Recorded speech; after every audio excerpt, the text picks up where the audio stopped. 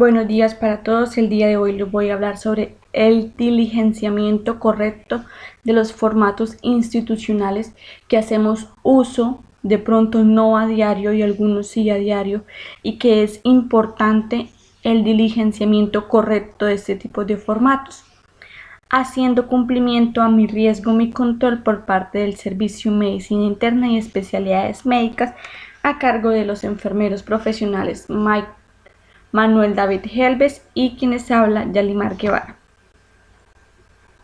El primero de los formatos que les voy a hablar el día de hoy es el de cuidados especiales para pacientes con riesgo de caídas.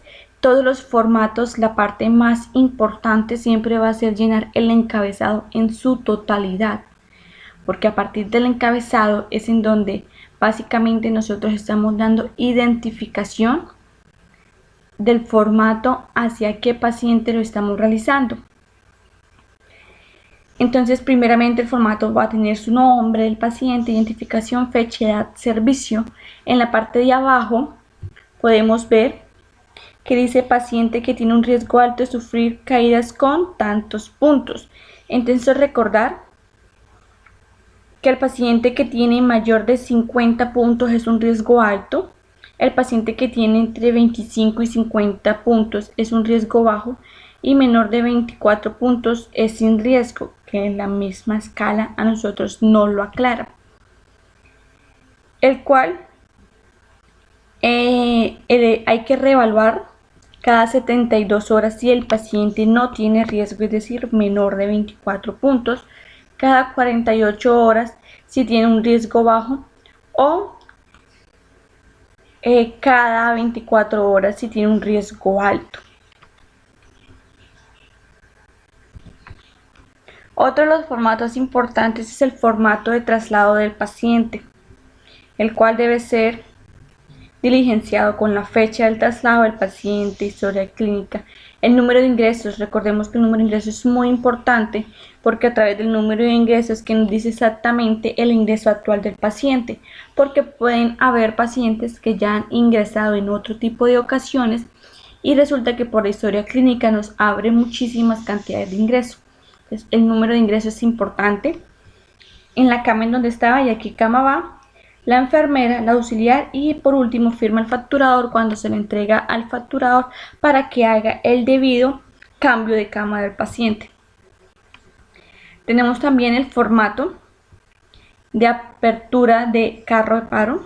Como les dije, el encabezado de todos los formatos es la parte más importante, el cual se va a colocar la fecha, la hora, el servicio, el profesional de enfermería en ese momento y las observaciones donde se coloca, se hace apertura del carro de paro debido a código azul que se presentó en la cama 1014, en donde se utilizan 5 adrenalinas, 2 atropinas y una adenosina o una amiodarona, ¿sí? Y se va a colocar el nombre del responsable del cierre, la fecha, la hora y el servicio. Aquí se coloca, se reponen las 5 adrenalinas, las 2 atropinas y la adenosina que se utilizó en el código azul. De la misma manera tenemos un acta de cierre carro de paro que se encuentra dentro de las carpetas que están al lado del carro de paro, donde se va a colocar la fecha, la hora, el servicio, nombre de responsables, observaciones, lo mismo que se colocó en la apertura, en el cierre, perdón, en la parte de abajo de apertura, y se coloca aquí que este es en caso de que los medicamentos falten por ausencia en la institución. Por ejemplo, no había adenosina en ese momento, entonces adenosina, una ampolla que hizo falta. ¿Por qué? Porque no había en el momento en la institución, y esto es para que cuando el regente en su inspección mensual que se debe realizar en el carro de paro tenga presente por qué el carro de paro no se encuentra completo en ese momento. Otro de los formatos más utilizados también en nuestros pisos y hospitalización en unidades de cuidados intensivos encontramos la solicitud de hemocomponentes.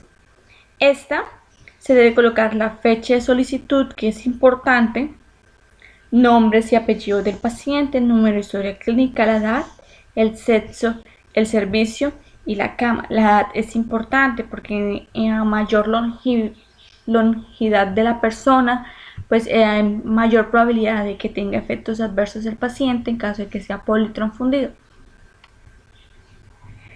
¿Qué exactamente está pidiendo el médico? Si glóbulos rojos, la X, plaquetas, el plasma o crioprecipitados. Si el tipo de solicitud es programada, es urgente, una urgencia vital o un código rojo. Recuerde que programada es por lo menos cuando vamos a usarla para un procedimiento quirúrgico que nosotros obviamente hacemos la reserva de los glóbulos rojos. Si es urgente porque el paciente en estos momentos tiene una hemoglobina de 6.5. Si es urgencia vital porque el paciente se encuentra, porque el paciente se encuentra en estos momentos con un sangrado activo, o si es un código rojo que solamente se da en sala de partos. El grupo sanguíneo del paciente, el diagnóstico y el objeto de la transfusión, que normalmente es para ayudar a la oxigenación de las tisular de las células. La hemoglobina actual y el recuento de plaquetas, si ha recibido transfusiones previas o no, si ha tenido reacciones post-transfusionales y si es un recién nacido con enfermedad hemolítica. En caso de que alguna de estas sea así, se debe colocar cuándo y cuál exactamente. La firma con el registro médico del médico que se encuentre de turno, y este espacio sí es solamente para la parte del banco de sangre. Tenemos también el de control de la transfusión, el cual debe llevar el año, el mes, el día, el nombre del paciente, historia clínica, la edad, por lo que ya les había contado, el servicio, la cama, el médico que indica la transfusión. ¿Cómo se llama el médico que indicó la transfusión? Médico que vigila la transfusión. Recordar que los 15 minutos previos de los 15 minutos iniciales en el que se, disculpe la redundancia, en el que se inicia la transfusión, son los más importantes, porque en estos primeros 15 minutos es en donde con mayor probabilidad se pueden generar eventos adversos, y sobre todo los más graves se dan en los primeros 15 minutos. Entonces por eso es necesario que el médico también realice vigilancia y control en los 15 primeros minutos de la transfusión sanguínea, y la firma del médico. Si es un glóbulo rojo, la hemoclasificación del paciente, el número de la unidad, el cual todas las transfusiones sanguíneas tienen un papel o un desprendible donde dice el número de la unidad, la hemoclasificación de la unidad, número de sello de calidad, y por aquí abajito pues podemos colocar el volumen de la unidad, recordando que cada unidad de glóbulos rojos tiene un volumen diferente, el cual básicamente es para garantizar la cantidad de glóbulos rojos necesarios para el paciente. Los signos vitales antes de la transfusión, a los 15 minutos, a los 30 minutos, y la firma de la enfermera profesional. Dentro de las observaciones, en dado caso de que el paciente presente un rasgo cutáneo a los 15 minutos, o en el el paciente, por ejemplo, ya tenía rash cutáneo, entonces se coloca aquí en la observación y firma de cada uno de los signos vitales. También tenemos dentro del mismo, de la transfusión de hemocomponentes, a la vuelta de la página, tenemos si son hemocomponentes plasmáticos, como las plaquetas, crioprecipitados, el plasma, el cual normalmente son varias bolsas, no es solamente una unidad, sino son 3, 4, 5, 6, 7 unidades, incluso hasta 10 unidades del hemocomponente. Se coloca qué es el tipo de componente, plasma, por ejemplo el grupo, el RH, número de la unidad, el sello de calidad, y pues las observaciones en caso de que el paciente antes presentara ya un rash cutáneo, entonces dejarlo en observaciones. O si por lo menos si la bolsa se encuentra de mala calidad, si el adhesivo que tiene se encuentra borroso, no se puede identificar bien, pues es bueno colocarlo aquí en las observaciones. Y si en dado caso no se puede identificar bien, obviamente hacer la devolución del hemocomponente. Los signos vitales a la hora del inicio y a la hora final, Esto porque así, porque recordar que lo que son plaquetas y crioprecipitados una vez descongelados deben colocarse lo más rápido posible al paciente y de manera rápida, no lenta, tampoco a chorro, pero sí de manera rápida. La tensión arterial, la frecuencia cardíaca, respiratoria, temperatura y la firma de la enfermera. Por supuesto, todo lo anterior con el previo diligenciamiento del consentimiento informado para la transfusión. Como siempre les he dicho, el encabezado parte fundamental, el nombre, el apellido, el servicio, la EPS, la hemoclasificación, el grupo y qué tipo de RH. El hemocomponente que se va a transfundir, por ejemplo, en glóbulos rojos, 2 unidades, digamos que el paciente se le va a hacer politransfusión, plaquetas, 6 unidades, plasma, 4 unidades por los tiempos, entonces de allí. Pero antes de que el paciente firme el consentimiento, se debe haber informado al paciente. El médico debe haber informado durante la atención que se está autorizando básicamente que se va a transfundir la unidad, que comprende que la sangre es donada por otras personas, que comprende los riesgos que se le han descrito y que a pesar de los riesgos se está dando el consentimiento, dentro de los cuales están la transmisión de infecciones, reacciones inmunes, contaminación bacteriana, daño pulmonar, entre otros. Que comprende que si no hay disponibilidad del hemocomponente de su grupo sanguíneo, puede ser transfundido con otro hemocomponente, pero compatible, como por ejemplo aquel paciente que es un A positivo y resulta que él no desea que le coloquen una O positivo porque él piensa que esa no es compatible. De todas maneras, para eso son las pruebas de compatibilidad cruzada.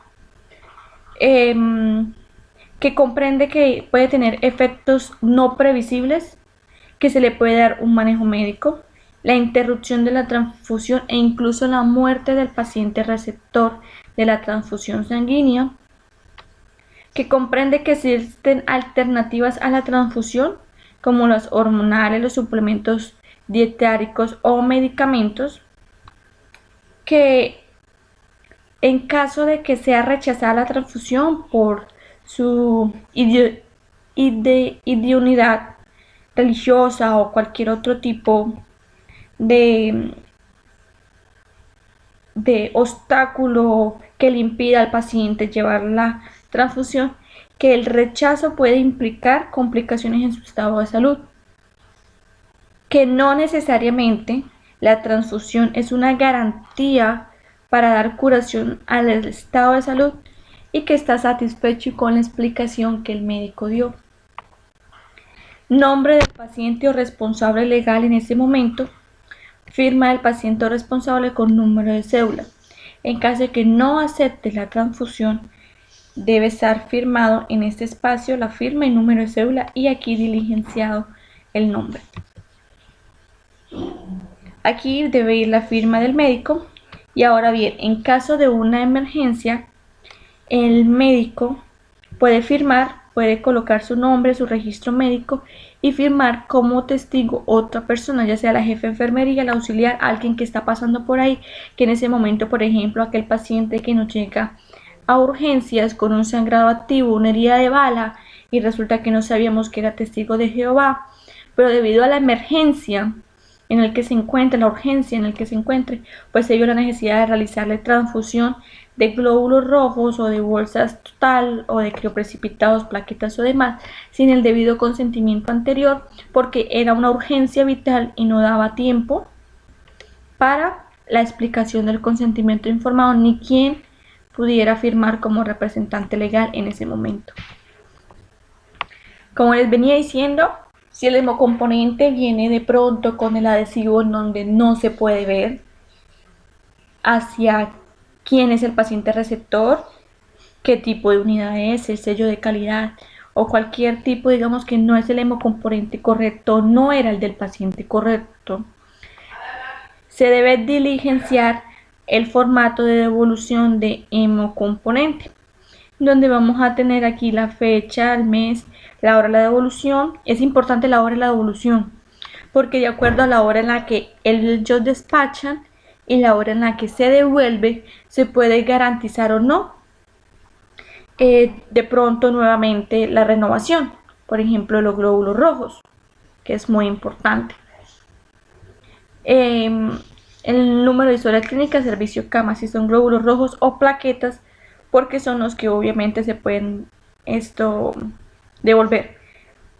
Los críos precipitados y el plasma no se pueden devolver debido a que estos, una vez descongelados, ya pierden para poder nuevamente almacenar. El número de la unidad y el número de sello de calidad. Equipo de transfusión devuelto en caso de que sí o no, y el motivo, por ejemplo, el adhesivo en donde se coloca el número de unidad o el número de sello de calidad no es del todo visible, por lo cual se hace devolución del hemocomponente por el riesgo de evento adverso por transfusión sanguínea, y la firma de quien lo devuelve. Y pues que viene dentro del mismo formato de devolución, es simplemente debe ser diligenciado por el servicio transfusional. Tenemos también el formato de seguimiento de carro de paro, la cual la enfermera profesional es la que lo va a diligenciar con fecha, el turno, si está completo o está incompleto. En observaciones se coloca normalmente si el carro se encuentra cerrado o abierto y el número de suncho o suncho provisional en ese momento. Firma de quien entrega y firma de quien recibe. El formato de CARDES, que básicamente pues tiene los líquidos, los medicamentos, las ayudas diagnósticas y actividades de enfermería. Si el paciente tiene o ha tenido cirugías, el diagnóstico, las escalas de caídas, la escala de Braden, la fecha y un slash, y ojalá cuando nuevamente le toca volver a realizar la escala de acuerdo al riesgo, para que de esa manera poder tener un seguimiento continuo. El cambio de equipos, qué día le toca, el PAE, qué día y qué día le toca posteriormente, la dieta en esos momentos, el peso, la edad, el sexo, historia clínica, fecha de ingreso al servicio, red aseguradora,